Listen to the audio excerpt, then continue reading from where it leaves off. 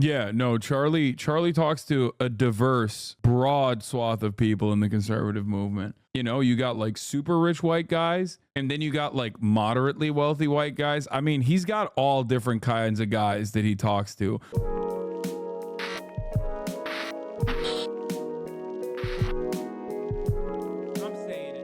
Oh my God, what the is this? We now anti-white racism is blatant in America. No one tries to hide it. Uh-oh. Tim Pool gonna get a lot of play from a particular community of defenders of the white race. Uh-oh. we have institutions that are putting in tests. You know, like the Harvard lawsuits restricting white people. Yeah. And oftentimes they're explicit in why they're doing it. They're outright saying too many white people. Yeah. So too many Asians. So we're gonna change the structure so that we get rid of them. And then you've got corporations that flat out tell people, "Oh, you're white. Sorry, we're not interested." I'll tell you a quick story. We had a pro skateboarder on this show a few months ago. He was a gay man, and he's like, it's not really a big deal. It's like, I don't go around telling everybody, but he got approached by a friend who said, hey, they're doing a commercial for, I think it was a shoe company, and it's like Pride Month or whatever. Would you want to be in it skateboarding? And he was like, oh, wow, that'd be cool. And when they submitted his reel, the people running the commercial said, why did you send us a white guy? So here is a gay man for their diversity commercial, and they said white person. Why'd you send us a white guy? Like, okay, just because he's gay doesn't mean he's not white. What the And then we played the commercial, no white people in it. Yeah. Yeah, I mean, I think actually you've actually hit on a really important insight. Tim Pool's talking about the Austin show here, by the way. That a lot of people miss. And in fact, even people who've written on this issue miss. And an area where I differ a little bit from other folks who've written very good books in a slightly similar areas, guys like Christopher Caldwell and Richard Denania, kind of. Richard Denania? Richard Denane is literally a straight up white supremacist, bro. He's Palestinian, but pro-Israel. And also, it is also literally a dude who used to write like straight up Nazi shit back in the day. And his opinions haven't really reformed all that much, okay? Written books about this is that I don't think the Civil Rights Act in and of itself is the totalizing thing that gets us to where we are now. In that, as you point out, these laws are on the books and they're just getting ignored. Right. It's in the culture, this type of discrimination. And it really helps when we have folks like Alliance who will actually call this out on lawsuits. But right now, a lot of this discrimination is illegal and it's been happening in plain sight. Yeah. Right? Yeah, I know. I think that's totally right. How did this happen? I'm not sure. It all happened kind of under the radar.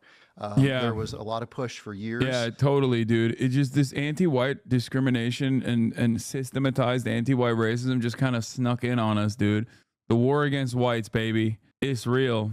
How do we let this slip, guys? How do we let this slip under the radar? And then DEI, I think, put it on steroids as far as this kind of racialized view of the world and a zero-sum game where, you know, my racial group has to win and yours has to lose.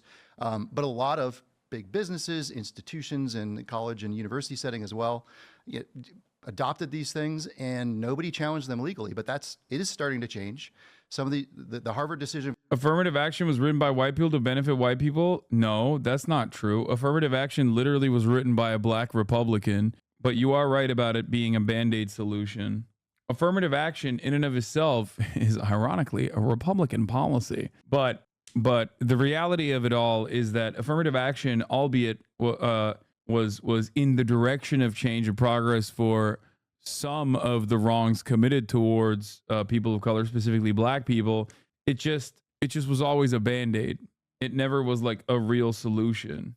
Like Obamacare, Romneycare? No, not like Obamacare, Romneycare. Black Republicans at the time of the creation of the affirmative action were progressive. From the Supreme Court was kind of the first real shot across the bow, but that's not a limited decision. I think it's going to result in a lot of these programs, which really are patently illegal and ultimately undermine the core promise of the U.S. experiment, which is we're all equal before the law, regardless of our race, regardless of our sex, regardless of our religious convictions. And so I think in the end, the arc is going to be long. but we're going to prevail against this. Bro, this is so funny. Look at this chatter. For the fun time later, Top G, the fall of Andrew Tate. Brother, that was the video we just finished. Whoa, someone did a manufactured authenticity of Brett Cooper video. Let's go. Finally, someone's diving into this shit. Yo, let's go, son. Okay, this is fire. I don't know who Jose is, but, you know, much love to Jose, my goat. Okay, we'll do this. Because it's absolutely contrary to our founding principles, constitutional protections, and some existing laws and statutes as well. Well, I see two paths on this road we're on, and I'm hoping we win. I think a strong component of it would require a Donald Trump victory and a Republican victory in November, considering the stakes of this election.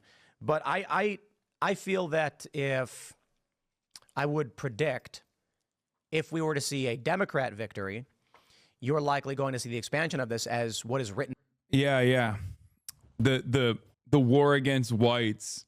If you see a Democrat victory, you will see the expansion of the war against whites, which is real, by the way. Is that a joke? How do you not know Jose? Chatter, I think you have to remember, I don't really watch a lot of YouTube. Like, I don't have a lot of time. And all the YouTube that I watch on the show. So sometimes if I don't really know a content creator personally, even if they're dope, I often will stray away from watching their YouTube videos.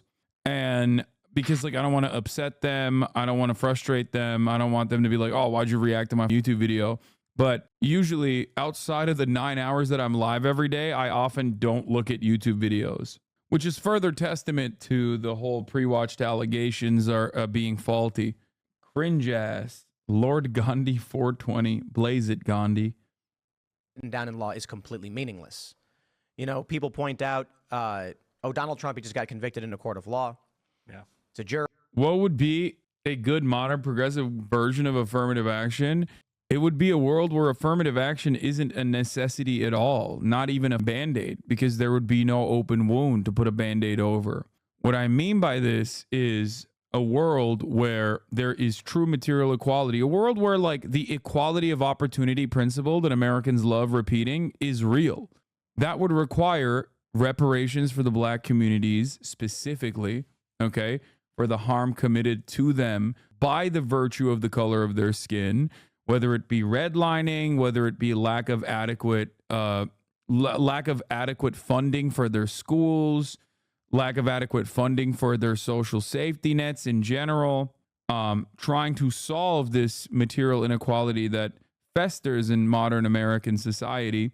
And then there would be no need for reparations. The abolition of legacy admission too, obviously, that's another thing.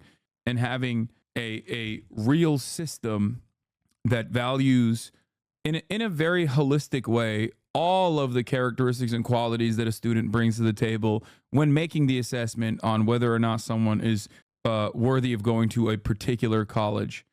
Beyond that, I would say obviously free college education is a must too. Reparations will make race relations worse.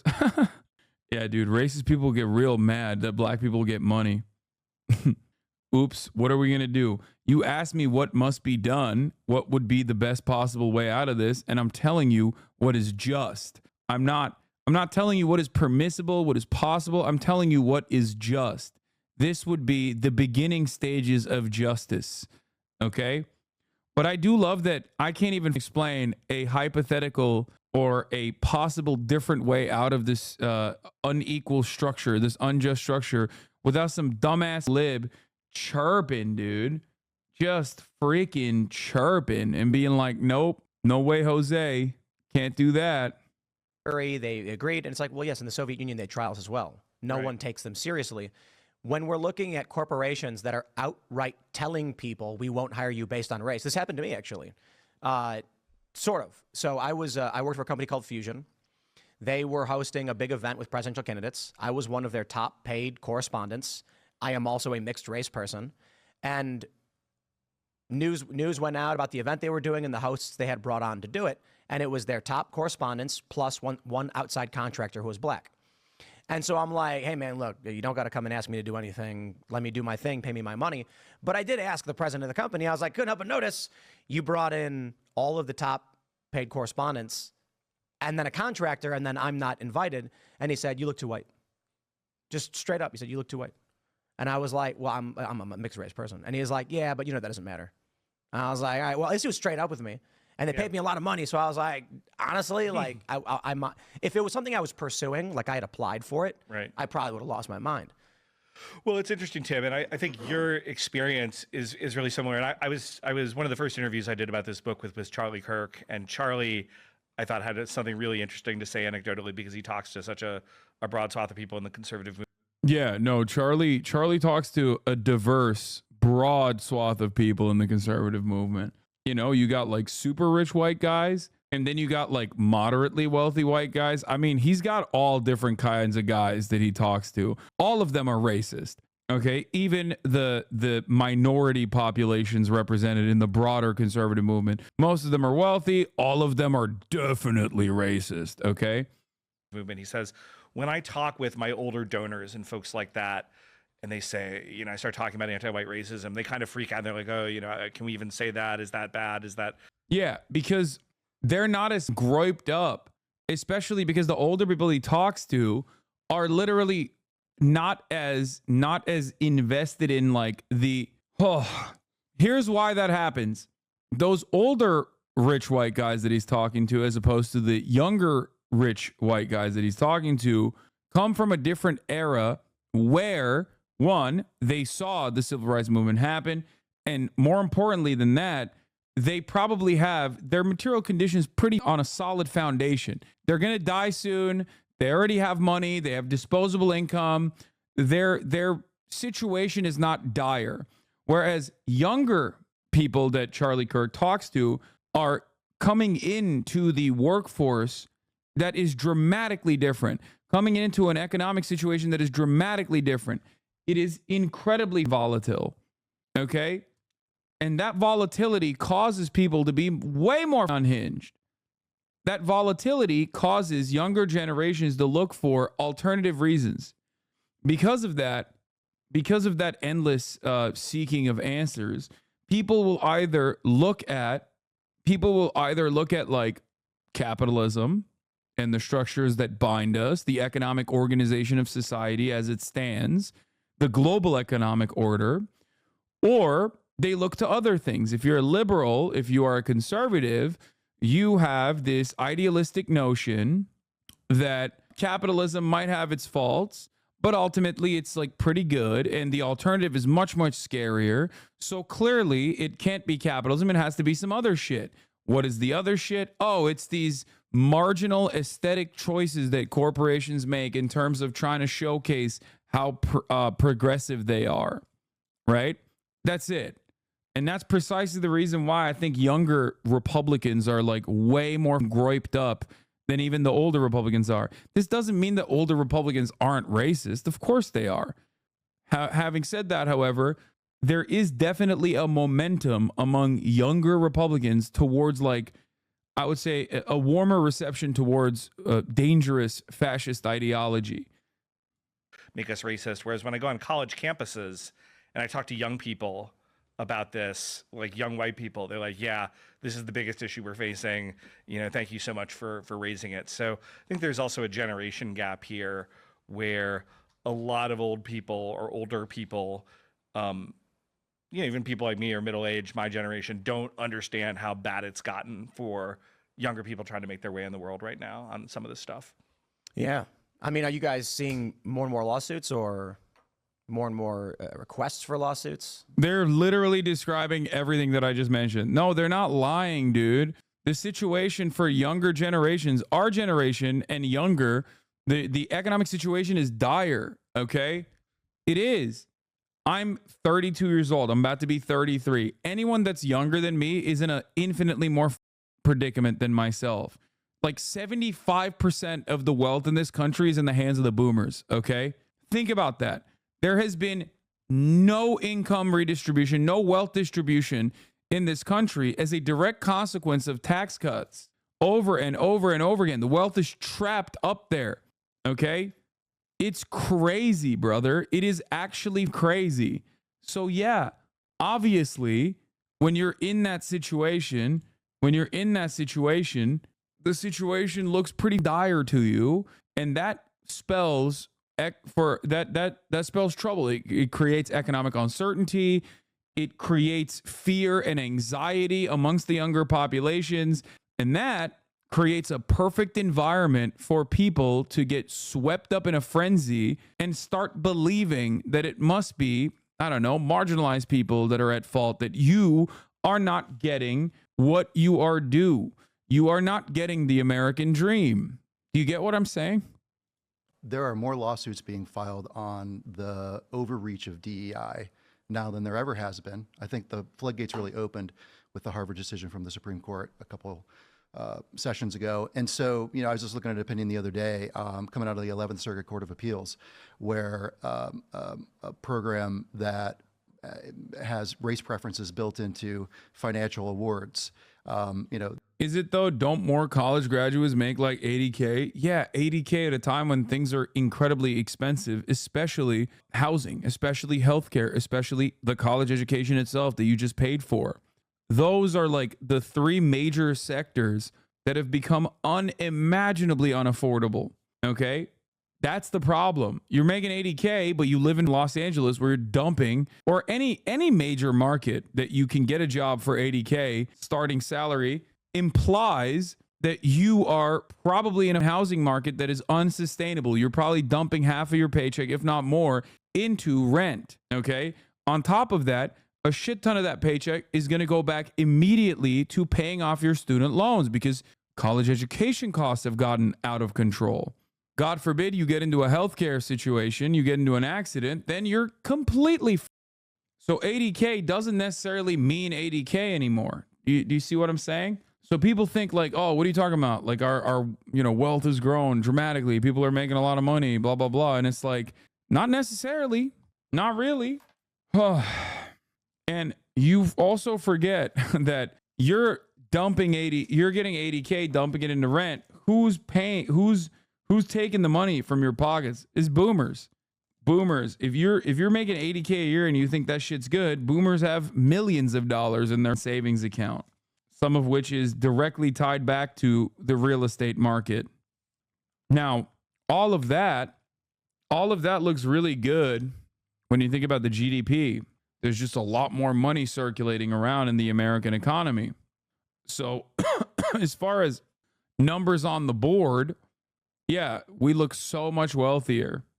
We look so much wealthier than every other nation. And in many instances, in many respects, we are.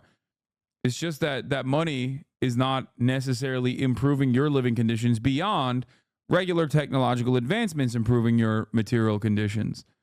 Because obviously, the great expansion of technological advancements does definitely make a lot of quality of life adjustments in the positive direction. It's just that beyond that, things should be so much better right now. If you look back at economists that looked to the future way back in the day, maybe 100 years ago, it would have been unimaginable to think that people in the Western world would be working this long every week. This many hours was seen as like an insane prospect, especially with automation. Think about how much more output you are responsible for as a regular worker because you're on your phone and you can do all this shit, things that you normally previously could only do on a computer. And even before the mass production of computers, people were working, people were still typing shit up. People were sending each other memos that they wrote by hand or by a typewriter. That is a genuine boon in productivity. And yet, none of the extra revenue that you are able to generate, that your corporations are able to generate, ever came back to you in the form of less hours worked or more pay for the amount of time that you put in. That's something you have to think about. That is why we always say, that is why at least Marxists look at productivity increases and recognize that wages have remained stagnant, especially in comparison to the skyrocketing of productivity in this country. In all countries, really. This is not a problem just in the United States of America. It's a problem across the board. It's gotten to such it's become such a dire predicament that people are literally anti-technological innovation. We have become, ironically, the Luddites weren't wrong in this assessment. We've become Luddites, which wasn't necessarily a negative thing in general, but they too abhorred technological advancements because what they thought was it spelled trouble for the prospect of workers. And that's what we are right now. We are a nation of Luddites because we understandably look at technological innovation in the form of like AI, for example, and we see that as a mechanism of displacement. We worry that AI is going to displace the existing labor force, going to kick us out of jobs. And in the process, a job that requires 10 people to do will now be done by one person. One person will be doing the job of 10. Maybe one person will be doing the job of 5, but they'll be working extra hours to make sure that they're doing the job of 10. That way, you fire 9 people and you eliminate redundancy in the corporation. That's how it works. The court said this violates federal law against race-based contracting decisions. Another decision came out recently that struck down a federal program and the racial preferences they have for minority-owned businesses. And so basically, if you fell into certain racial categories or ethnic categories, you got favored preferential treatment under the program. And they said that violates the fundamental principle of equal protection before the law. So I do think that a lot of this stuff exists. It's pervasive. But I also think the legal decisions are going to go the right way. They're going to stack pretty quickly. You were saying before, Tim, about the things that are written are ignored in many ways. But what we're worried about is what's happening behind the scenes, what's shrouded. And one of the things that we're working on is the way in which the federal government is taking kind of the secrecy that's allowed within the banking system and using it and weaponizing that against people, totally legal businesses, weaponizing it against people for their constitutionally protected activities like speech and religion. There's a lot coming out on this. I testified at Congress on this a few months ago, where we were actually caught up in it as well, ADF, where I work, Alliance Defending Freedom, because the FinCEN, part of the counterterrorism kind of ecosystem at the federal level, shared a document with big banks saying, look, around the January 6th, activities, we want you to look for people who could be domestic violent terrorists. And they said, here's a list of hate groups, so-called hate groups, which is put out by all these far-left activists. We're on it. Lots of other Christian organizations are as well. And they're like, these organizations are, domestic violent extremists, or at least could be, and people who donate to them could be. And they're asking big banks to scour their records for people who give donations to groups like us, who use terms like MAGA or Trump or shop at Dick's Sporting Goods or Cabela's. Like this is really alarming stuff. So it's a whole government problem.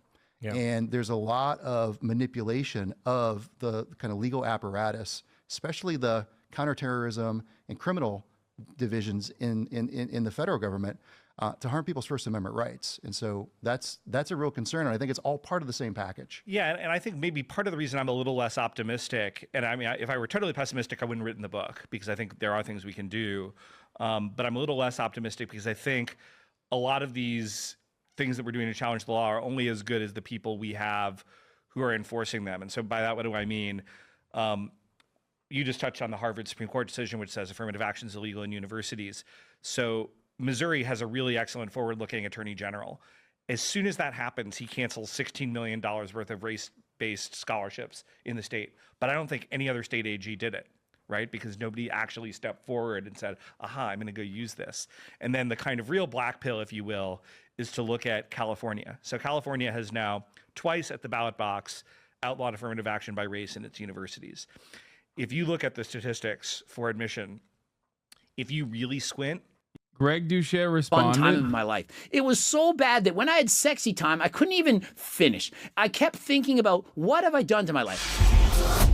Bro, what are you talking about? This is about how he couldn't ejaculate. You liar. I got excited. I got so hype. You're a hypocrite. Hasanabi didn't bang, by the way.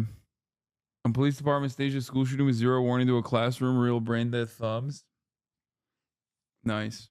Dude, less than average Joe, you're still being annoying, okay? Just take an hour off. You're just being annoying every day. Please stop. you can maybe see a little bit of effect that outlawing has had, Right. but it ain't much. This was that was funny. So I'm not gonna lie. I've like, what was this video on you about? It's about how I'm a hypocrite because I made fun of the way he looks. Okay, listen to me. Listen to me. Listen to me. This shit is boring. Okay, there's only so much I can take of like a bunch of old ass divorced dads sitting around chirping about how white guys are under attack, white people are under attack. Get to the fun shit, okay?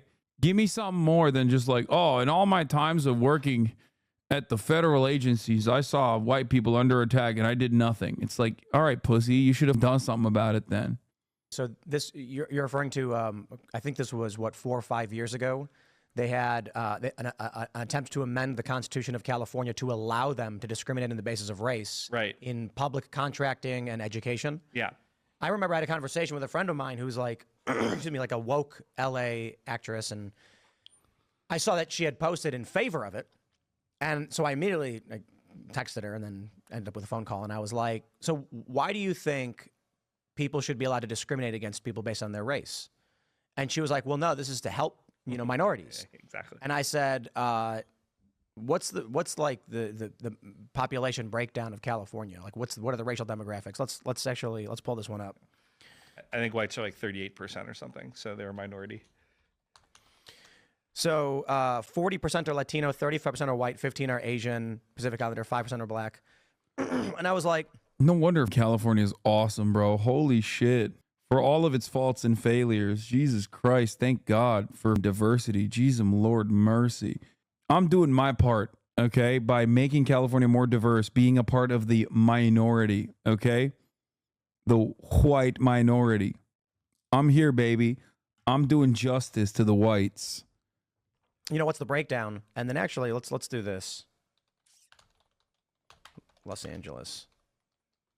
I was like, so the racial makeup of LA is 48.7% white. But that includes Hispanics there. Like the dude, Mr. Race Scientist. Oh, that includes Hispanics. Okay, they're not real white, bitch. They're white. The f you mean? There it is. non-Hispanic numbers. Well, it says 44.6 are Hispanic or Latino. Right, because of any race. it's if you look that it's adding up to way more than 100, right? Because Right, there's a certain right. number of Hispanics who self-identify as white. So if I had to guess, the white non-Hispanic number. Oh, is right, that doesn't probably make sense, half does it? that. I asked her, I was like, do you think that in like these towns that in California that are predominantly white, do you think they're going to choose to be more or less racist? And she was like, What? well, I would assume more racist. And I was like, why would you want to give them the legal right to do so? Right. And she didn't have an answer. I feel like a lot of these activists just want to be racist. For real. I mean, that's it. I mean, like the outcome of amending the Constitution in the way they did, certainly at the state level could have some impact. Right. But there are counties that are predominantly white in California. There's the East, certain farming areas. And I'm like, That's not how any of this shit works. Also, the certain farming areas are so funny. No, man, the majority in farming areas in California are not white. That's only in your mind, okay? White people ain't farming, big dog. The I don't think there's ever been a point in American history, unless you're considering Hispanics to be white now, okay? But usually they're not the white Hispanics that are in the farming communities. But beyond that, dude, the notion that like, white people are farming out there is so silly. like the reality is, I think if California changed the amendment, these overwhelmingly white areas would not implement racial laws to protect white people. Right. The other counties that aren't predominantly white would absolutely pass laws to harm white people. Right. Well, the interesting thing on that ballot initiative in California was every politician in the state endorsed, at least all the Democrats did, which is everybody who has office. They outspent the proponents about 30-1 or something preposterous, and everybody thought that they were going to win. And they lost 56-44 while Biden was carrying the state with 63%. So I think the good news is that actually racially discriminating is sort of unpopular in America, at least when you sort of expose it to light. But the bad news is there's a lot of this stuff, and as you point out, a lot of this is coming out behind the scenes. And so, I think part of what I'm trying to do in the unprotected class is just to shine a light on it, to say, hey, this is going on. According to the 2022 USDA Census of Agriculture, 95% of farm producers in the United States are white, which is about 3.2 million people. Yeah, that probably does not factor in migrant workers, which, let's see, farm workers, demographics. You said farm producers too, but let's see. Demographics from the National Center for Farm Worker Health. Also from 2022, 2.9 million agricultural workers in the United States. They travel throughout the United States working as the backbone for the trillion-dollar agricultural industry. The majority, 70% of agricultural workers were foreign-born. 63% of all agricultural workers were born in Mexico. 42% of Mexican-born workers were from traditional sending states of West Central Mexico. 30% were born in the U.S. or Puerto Rico. 66% of crop workers were male and 34% were female. The majority, 78% of agricultural workers, self-identify as Hispanic. 32% of U.S.-born agricultural workers identify as Hispanic. Unless you're talking about the farm owners, that is not true. The majority, 62% of agricultural workers, reported that they were most comfortable conversing in Spanish. Does that make sense? Many who are considered farmers do not do the majority of the labor. There's a lot of jargon around agricultural workers and their demographics to suggest a higher amount of white people in the labor force. Yeah. Size and composition of U.S. agricultural force. In the 1950s, the number of farm workers was totaling 10 million. By 2000s, that had whittled down to 4 million, less than 4 million, 3 million. The U.S. agricultural workforce long considered a mixture of two groups of workers. One, self-employed farm operators and their family members, and two, hired workers. Both types of employment were in long-term decline from 1950 to 1990 as mechanization contributed to the rising agricultural productivity, reducing the need for labor. Since 90, employment levels have stabilized. The reduction in self-employment and family labor through the 1990s was more rapid than the decline in hired labor. Hired farm workers make up less than 1% of all U.S. wage and salary workers, but play an essential role in U.S.